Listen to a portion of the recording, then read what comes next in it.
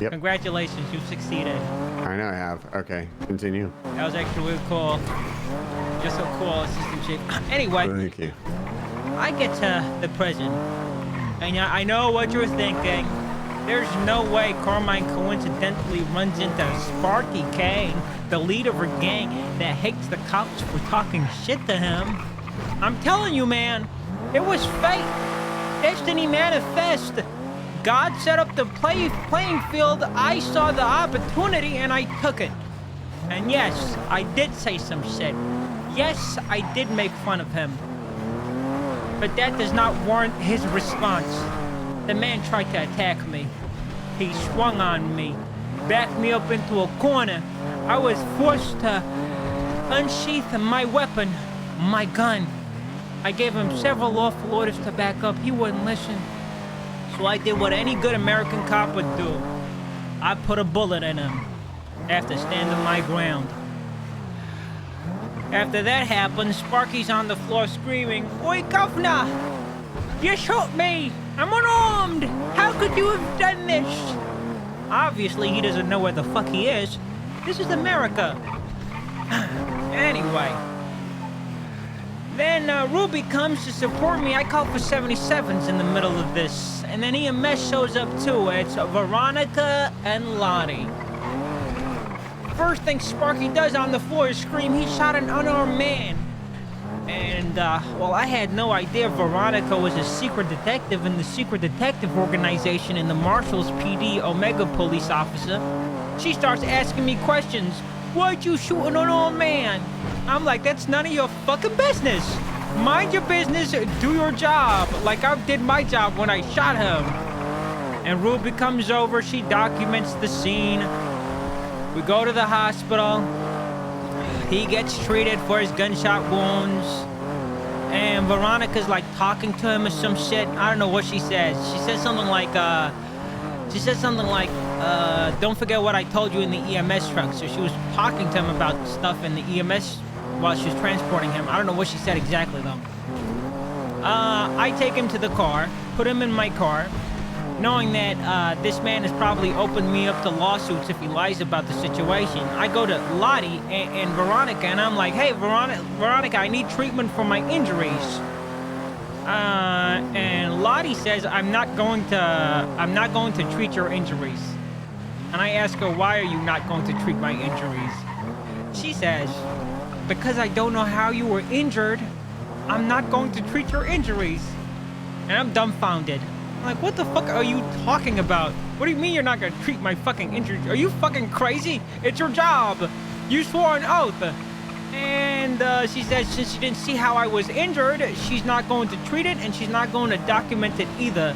And then I'm like, you treated Sparky's injuries, why not me? And she just starts using excuses as to why she doesn't want to do it. It's obvious she hates me. It was because of something that happened a long time ago between me and her. Vic Hanna was there. She liked someone in the ADMC called Jesse Adler, some shit, and we made a disparaging joke on her being dead and stuff. It was a long time ago. I feel bad about it, but it happened, and she's hated me ever since. And, well, I walk away from that situation kind of jaded, upset, weirded out by why they're trying to set me up for a lawsuit. We go to MRPD. We're in Mission Row Police Station now. Sparky Kane is like, "Hey, you can drop this. Just let me go. Everything is fine." As any responsible police officer, my response is no. I'm not going to do that. I'm going to charge you. You committed a crime. And we walk out, and as we're walking out, Sheriff Bones is in the parking lot, and so is Lieutenant Declan Crane. Lieutenant Declan Crane and Bones walk over. Declan tells me to stop moving with my suspect, and he demands that I tell him what happened in this situation in front of the suspect. And I say, I don't want to disclose anything in front of this 95. I'm arresting him. I'd like it if you want to question me on this, you question me away from him. And, well, after I brought that up, he obliged. Bone took me to his side. Declan took the 95 to his side. And they start questioning us. I tell Bones what happened. Bones is like, okay, you're good. You didn't do anything wrong. You're fine. And then Declan walks out, and Declan walks past me with the suspect, about to lead him out, and he's like, yeah, I'm cutting this one loose. And I protest. I'm like, why the fuck are you cutting him loose? He's my 95. If this guy doesn't get charged, it could open me up to lawsuits, the department up to lawsuits. He could lie about this situation, take it to court, and he could fuck me. And Bones, thank God for Sheriff Bones, okay? He was the voice of reason in all this. He was like, don't do that. How about you get Carmine's side first? And don't just go off of the testimony of a fucking criminal. And maybe, I don't know, question mark, listen to your officer's side of the story before you come to a conclusion. And then Declan says, I already know what Carmine's gonna say. Surprise me, Carmine, surprise me. After that comment, I already knew he's made his mind up. He's already come to a conclusion. Me talking to him, I'm probably wasting my time. And, well, I asked him why he was gonna cut him loose. He refused to answer. Then I asked him why he didn't want to hear my side of the story before he made such a decision. He refused to answer. He just said no. Just said no. And then I go through the story of what happened. While I'm going through this story of what happened, oh, thank God. Here's your view. Thank you. Thank God for stopping the car. I couldn't hear myself think. Anyway, while I go through the accounts of what happened, for some reason, Declan's going through my fucking job history, bringing up situations that have nothing to do with this arrest, saying, hey, Carmine, how much do you like your job? Hey, Carmine, why'd you do this? Why'd you do that?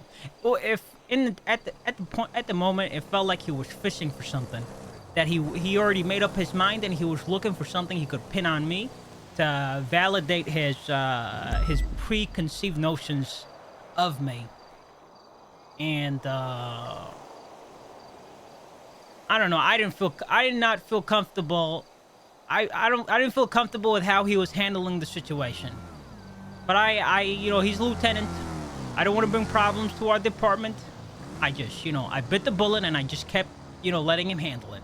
I should have called you at the time, now that I think about it, but I didn't. I mean, I attempted to call you. Yeah, my phone was on silent. I saw the missed calls. My bad, OG. No, you're okay. Okay. Oh, it's not done. It's not done. There's still, okay. Yep. So Keep we going. go through it, and, Sparky brings up the fact that our story lines up. I left out a part where, I was talking shit to Sparky.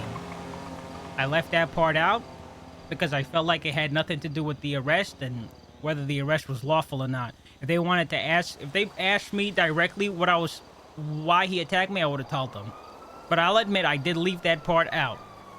What did you say to Sparky? Oh, I said, hey, this is how we're going to handle this situation. We're going to rotate gangs through the penitentiary prison system. The Saints are going to be in, you're going to be out, we go shit on you, then we rotate. That's what I said. That's the truth of it. Oh, hey, what's going on? Hello, Hey. checking in. You guys failed the welfare check. Oh, yeah, we're good. I didn't hear anything on the radio, and I just said it. Thank you. I love you. Kisses. Oh my God. They're watching us. Do you think he heard anything? No, I watched him pull up. Okay, where was I? Well, Declan hears this, and Declan asks me why I left it out. I say I didn't think like it was important. And then Declan suspends me for 24 hours. And I think Bones processed Sparky Kane. Thank God for that. I do not have a problem with the suspension. I even looked. I got dabbed. I got 2 dabs. It's in the incident report. One for lying and one for taunting. Wait, what'd you lie about?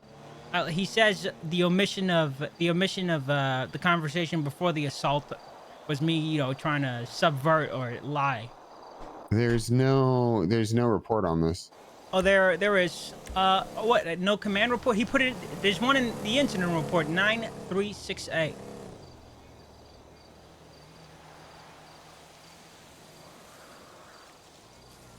Carmine gets assaulted at prison. Yeah, that's the one.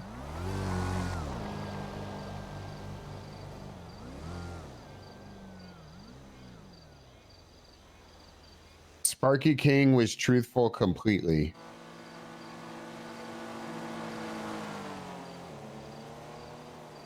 He didn't know that. He didn't know Sparky King was truthful until he heard my side of the story. I was truthful too, to that degree. The only reason he knows Sparky was truthful was because my story aligned with Sparky to a T. But okay, so lying by omission, he's saying you lied by omission by not telling him what you said. He didn't ask me. He asked me, I left out the part where I was talking shit because, I don't know, the conversation off the jump felt like he was trying to stick it on me. I didn't want to give him ammunition. That's on me. My bad.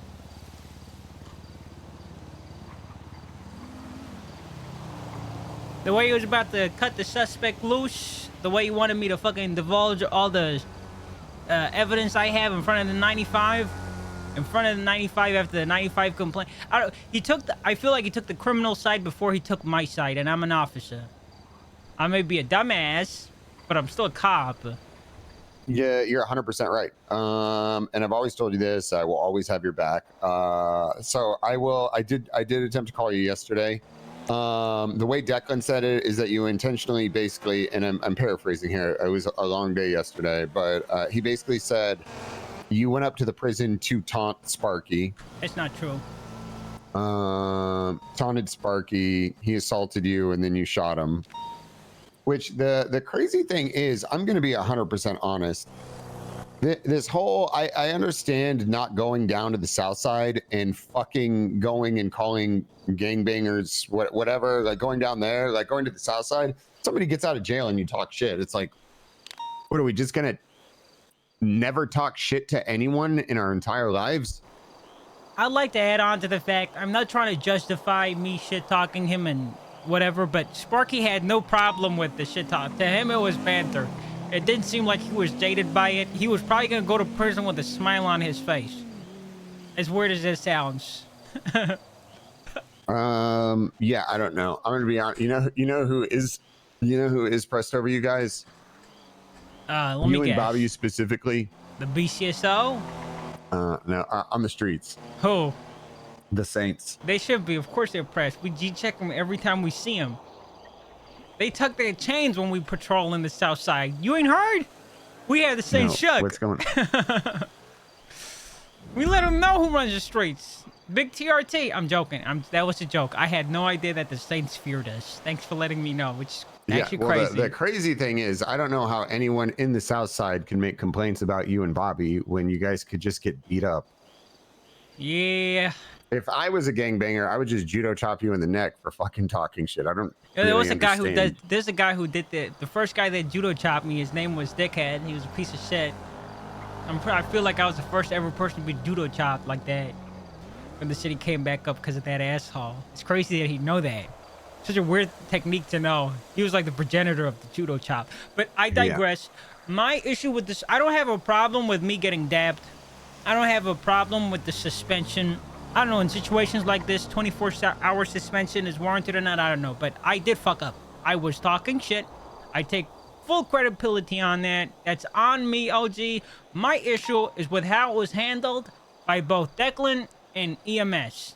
I want to speak to EMS command about this, because what they did to me, they opened me up to fucking lawsuits. They fucked me in front of my fucking... Yeah, I actually got a call from EMS, and I'll be completely transparent. They wanted me to have you clean their entire fleet.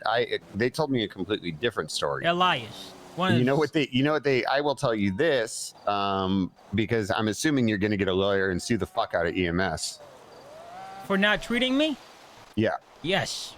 So they told me that you were faking your injury over a situation that didn't even happen. A good thing I got a picture of the bruises on my face.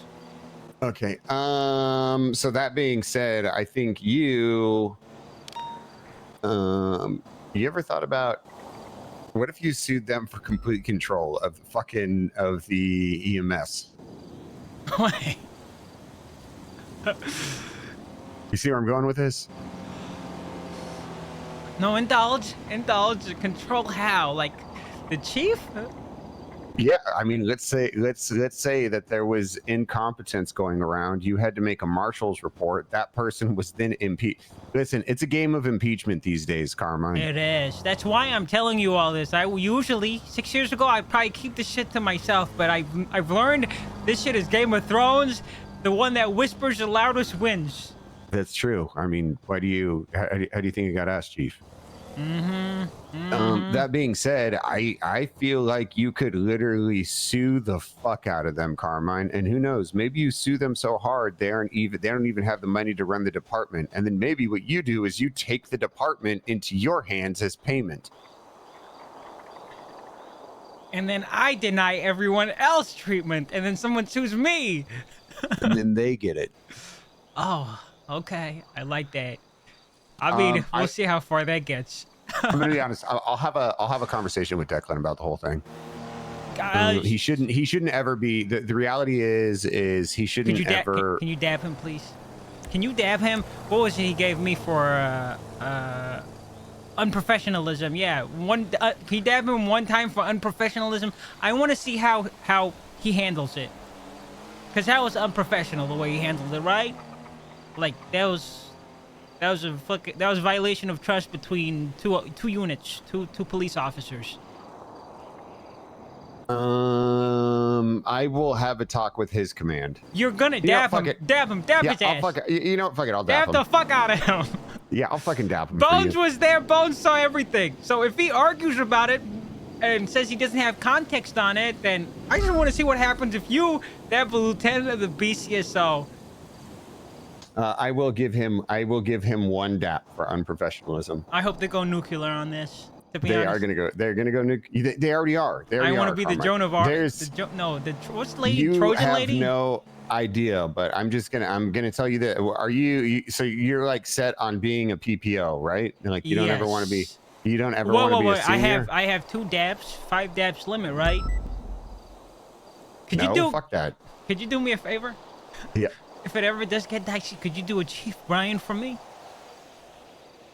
What's that? Where you just stay hired? No. Where I get promote. So so I can dodge the dab limit.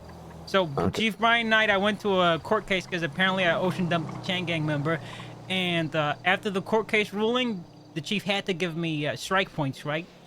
But he knew if he gave me the strike points as a cadet, I'd be fired. So he promoted me and then gave me the strike points. So I was full officer, so the cap was higher. Does that make sense? Yeah, I'll do that. Okay. I'm so blessed to have such a caring and dedicated assistant chief like you. So Vic Hanna, they had a full-blown meltdown over Vic Hanna and want him fired. For what? What did Vic do? He saved us. I don't know. I have no fucking idea. I think everybody's just like, he's your friend. You're promoting him because he's your friend. I was like, okay. Yep. I'm your friend too, right? Yes, obviously. LTUN? Oh my God. What if you just gave me a brilliant idea. When Vic Hanna gets demoted down to senior, I then promote you to LT. And then after I get demoted, you promote Bobby to LT, and then Peach, and then Jeb. No, Bobby does it. Bobby has so much to fucking look. Bobby's doing good, but Bobby still has so much to fucking learn.